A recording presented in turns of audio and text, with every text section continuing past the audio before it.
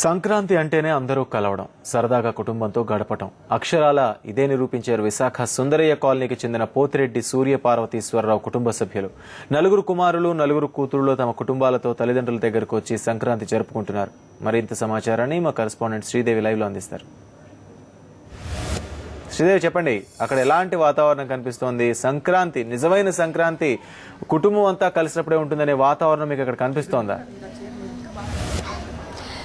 శ్రీరామ్, మనం ప్రస్తుతం సుందరయ్య కాలనీలో ఉన్నాము. ఈ సుందరయ్య కాలనీలో పోతిరెడ్డి సూర్య పార్వతీశ్వరరావు అనేటువంటి రిటైర్డ్ ఆర్ఎంఎస్ ఉద్యోగి ఇంటిలో 4 జనరేషన్స్ సంబంధించినటువంటి కుటుంబ సభ్యులు దాదాపుగా 50 మందికి పైగా ఈ మకర సంక్రాంతిని జరుపుకుంటున్నటువంటి పరిస్థితి ఆ ఇంట కనిపిస్తుంది. మనం ఇప్పుడు విజువల్స్ లో చూస్తున్నాము. వాళ్ళంతా కూడాను దాదాపుగా కొంతమంది ఇప్పుడే కొద్దిసేపటి క్రితమే పూజా కార్యక్రమాలు ముగించుకొని పొత్తర్లు ఇవ్వడానికి వెళ్ళడానికి వెళ్తే మరికొంతమంది మాత్రం దాదాపుగా 40 మంది మాత్రం ఈ కుటుంబంలో ఉన్నారు. వీళ్ళంతా కూడా మొత్తం 4 తరాల వాళ్ళంతా కలిసి ఏడాదికి ఒకసారి అతిపెద్ద పండుగ ఏదైతే వస్తుందో ఆ పండుగ రోజున కలవడం ఆనవాయితీగా వస్తూ ఉన్నటువంటి పరిస్థితి ఈ కుటుంబంలో కనిపిస్తుంది. పార్వతీశ్వరరావు గారి కుటుంబంలో మొత్తం ఇక్కడ 40 మందికి పైగా మనుమలు, మనమరాళ్లు, అలాగే కొడుకులు, కోడళ్లతో పార్వతీశ్వరరావు గారు కొలువు తీరున్నారు. ప్రస్తుతం పార్వతీశ్వరరావు గారు సంక్రాంతి ఎలా జరుపుకుంటున్నారండి? చాలా ఆనందంగా జరిగిందండి. ఏదైనా మాట ఏం వేరు. ఇప్పుడు మరి ఆడమీ చెప్పాలంటే తక్కువే, అయినా చాలా సంతోషంగా కూతురు, కొడుకులు, కోడళ్ళు అందరితోటి జరిగిందంటే చాలా ఆనందంగా ఉందండి. ప్రతి ఏటా ఇలాగే జరుపుకుంటూ ప్రతి ఏటా ఇలాగే జరుగుతామండి. ఏ పండుగ వచ్చినా అందరం కలిసి మాట్లాడుకొని సంతోషంగా ఉంటాం. కలిగిన కాడ వండుకొని వచ్చిన చుట్టాలను ఇంకా వస్తూ కూర్చోవాలని కూడా మర్యాద చేసి కూర్చోబెడతాం. ఇంతమందిని ఎలా మేనేజ్ చేయగలుగుతున్నారండి? ఎలా తీసుకొస్తున్నారు ఏకతాటిపై? ఏకదాటి అంటే ఏముందండి, ఒక మాటే ఏకదాటి అంతే. మరి ఎవరైనా ఎదురు చెప్పడం అది లేదు. ఏది చెప్తే అది వాళ్ళకి ఇస్తారు వాళ్ళు. ఎవరైనా ఇది కాదు, మీరు తప్పు చెప్పారు అని అనరు ఎవరు కూడా. తప్పు దానిలోనే సర్దుకొని ఒకడొకడు చేసుకుంటామండి.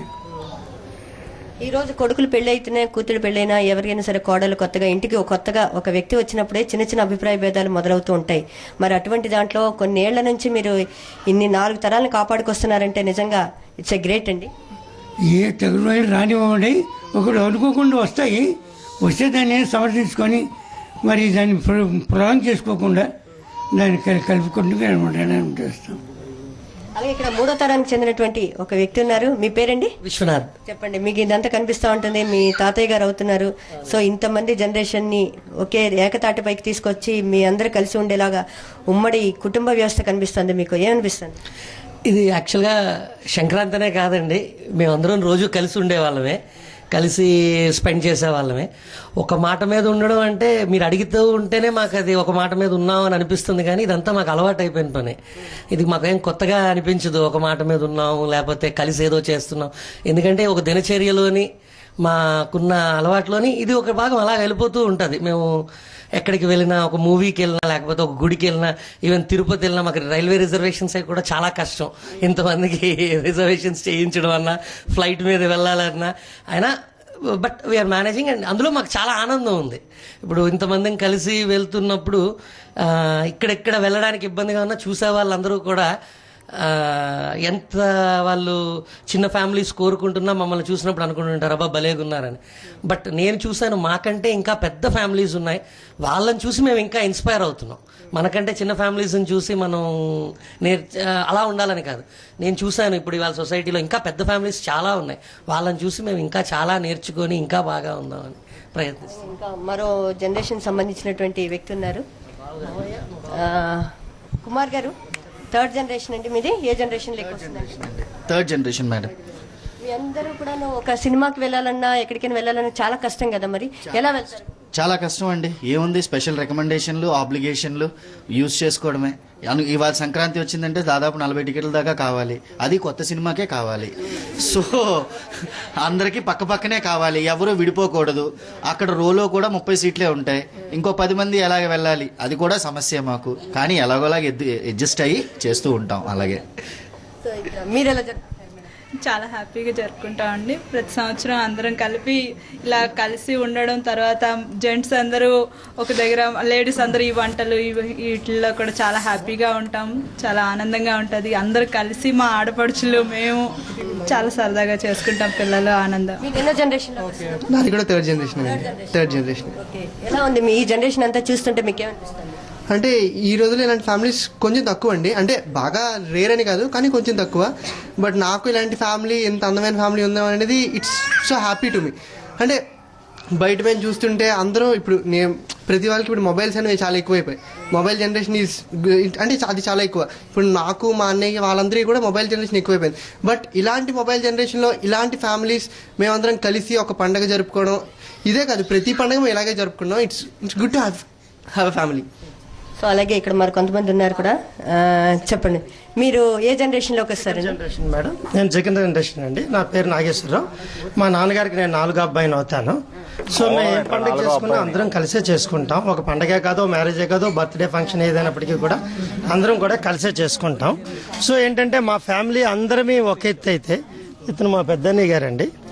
మెయిన్ పర్సన్ అతనే మాకు. అంటే వంట కానివ్వండి, లేకపోతే ఇంకా అదర్గా ఏది హెల్ప్ చేయాలన్నా, ఏం చెందాలన్నా కూడా మా పెద్దన్నయ్య గారు చాలా బాగా చేసి పెడతారు.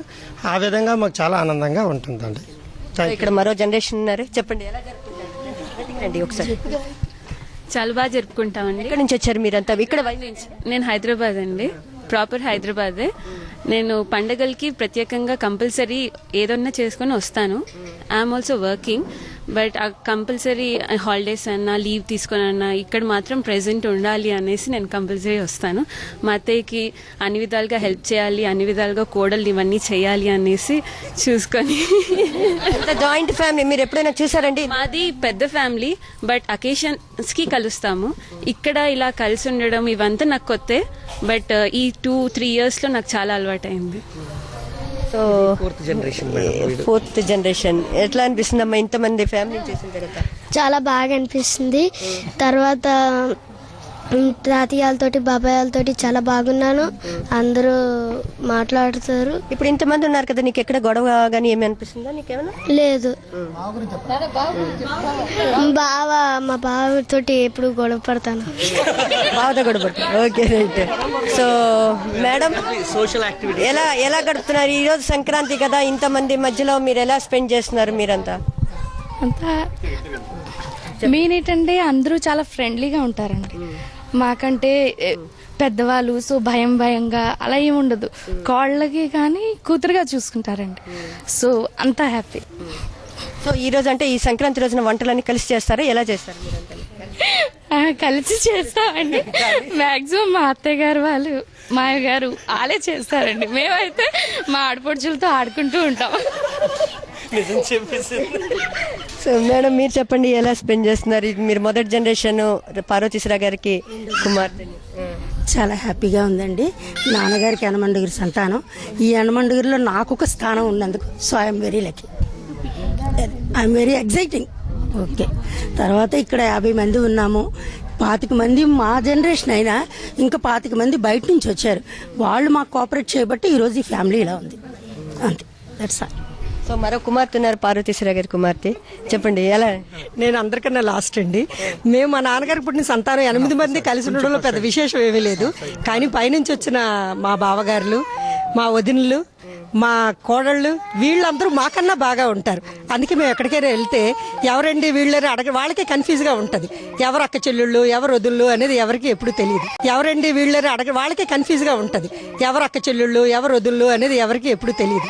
అంత ఐకమత్యంగా ఉంటాం. ఈ సంక్రాంతి ఎలా జరుపుకుంటున్నారు మీరంతా కలిసి? ఎలా అంటే వంటలు కానీ లేదంటే?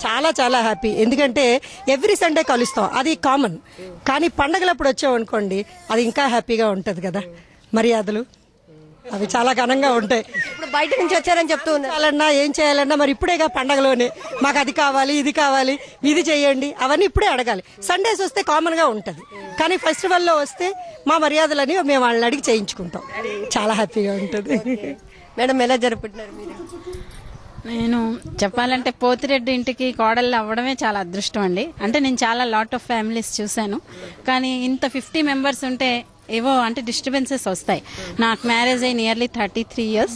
సో ఎప్పుడు ఏదైనా జస్ట్ అనుకున్నా కానీ మళ్ళీ వెంటనే కలిసిపోతాం.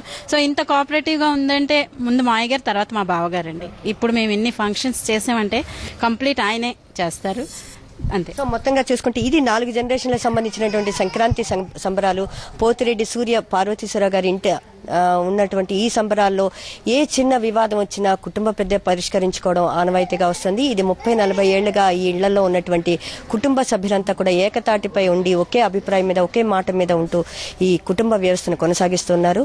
అలాగే భావితరాలకు కూడా వాళ్ళు కుటుంబ వ్యవస్థ అంటే ఏంటి, దాని ప్రాధాన్యత ఏంటి, దాని ఉద్దేశం ఏంటి అన్నటువంటిది ఒక విలువలతో కూడినటువంటి వ్యవస్థని వీళ్ళు నేర్పిస్తున్నటువంటి పరిస్థితి ఈ కుటుంబంలో మనకు కనిపిస్తోంది. Sriram, thank you Sridevi. ఒక మంచి కుటుంబాన్ని వాళ్ళ సాక్షి ఫ్యామిలీ అందరికీ కూడా మీరు పరిచయం చేశారు. Thank you so much. ఇక తర్వాత వార్తలోకి వెళ్తే విజయనగరం జిల్లాలో సంక్రాంతి